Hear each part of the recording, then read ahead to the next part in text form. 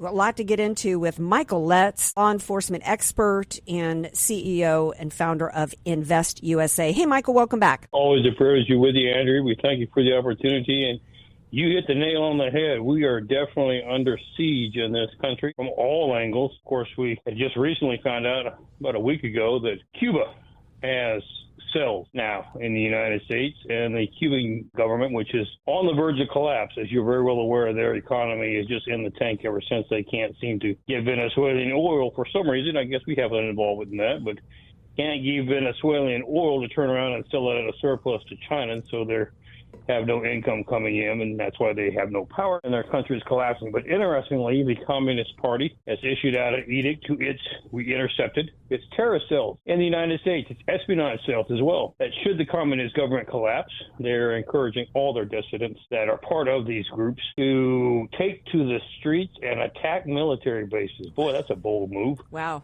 But anyway, that's Cuba. North Korea has partnered with China. They're a little bit more adept at what they're trying to do. What they're attempting to do is to get you to hire them as your IT expert so that they can then access your computer system and try to hack in to other government secured systems, and you take the blame for it. Of course, it is a federal criminal crime to hire or to engage in commerce with members that are on the list of threats to our national security, North Korea being one of them. So they want to get you in trouble and benefit by getting you to hire them. And here's what they're doing. They're using banks, and they're trying to go after corporations that use handing out laptops, et cetera, company computers to all their employees so that they can access it all at the same time. But they've been very close to getting that done. You say it's impossible. No, it's not. Iran did it with hacking into our water systems. Fortunately, we were able to shut that down before any major consequence occurred. But you have to realize, Andrea, that when we built infrastructure in this country years ago, we were just happy to have the water turn on. We weren't really thinking about how could somebody hack in and turn it back off. No, we were. So my mother, excuse me for interrupting, Michael Letts, but Mama grew up on a dairy farm in the Mississippi-Louisiana border. Mama didn't have indoor plumbing until she was like junior high school, okay? You're exactly right. And so now we've got bad actors around the world potentially shutting down our systems. And think about if it was attacking our water, our energy grid, and on and on and on. I want to go back, though, a little bit to this North Korean worker story, because I was flashing on my days in corporate America where I'd be given a laptop. I'd be issued the laptop, right? So how do they go from an employee within the company? Because this is not a story of them getting H-1B1 visas.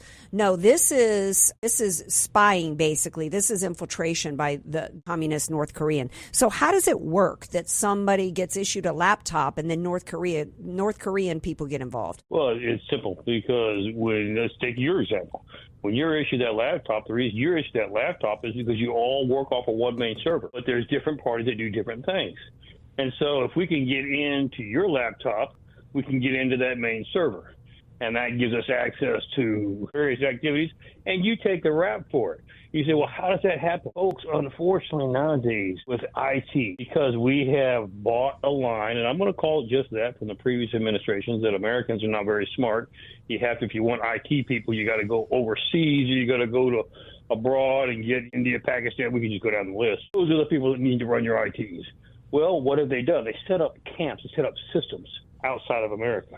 And that's where you hire and bring in your IT experts. You don't realize it. You think they're across the street. No, they're not across the street. They're across the ocean. And so what North Korea has done is they've partnered with China, help us get our people in, and you can get some of the revenue off of it. North Korea has a reason behind this. If you engage their services, you're paying for it. That money doesn't go to feed those families that are working. That money goes directly into the North Korean nuclear program, and they're using it to develop more nuclear armaments. So they're trying to find a way to make money, help the Chinese help sabotage against America, and they bring America to its knees, and that is their ultimate goal and objective.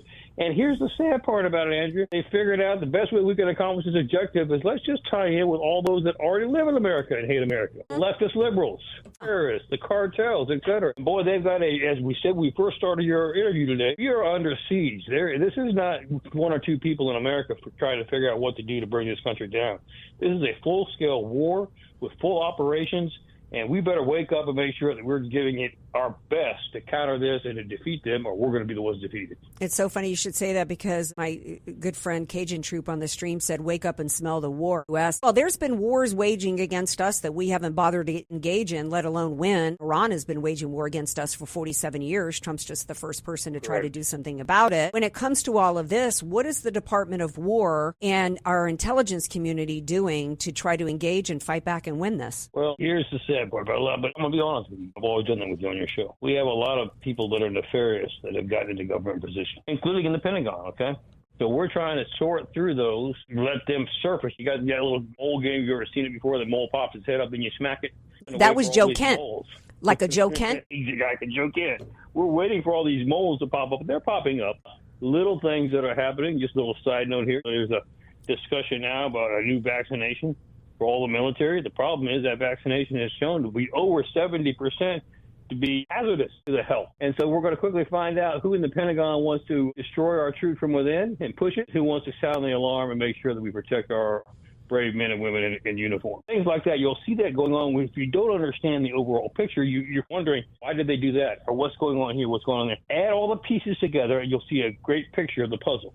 But things along those lines, that's what we're fighting against. And when we're talking about Iran, we're talking about what are we going to do on the foreign affairs level. We're trying to make sure, how do we fight this war? We've got to first get rid of those that are trying to kill us from within. And then we've also at the same time have to wage a very complex operation to begin to diffuse and begin to take out those who are trying to hurt us from without. Do you think that Iran is a distraction from this, or do you think that we can be doing both at the same time? I think actually Iran is a part of this.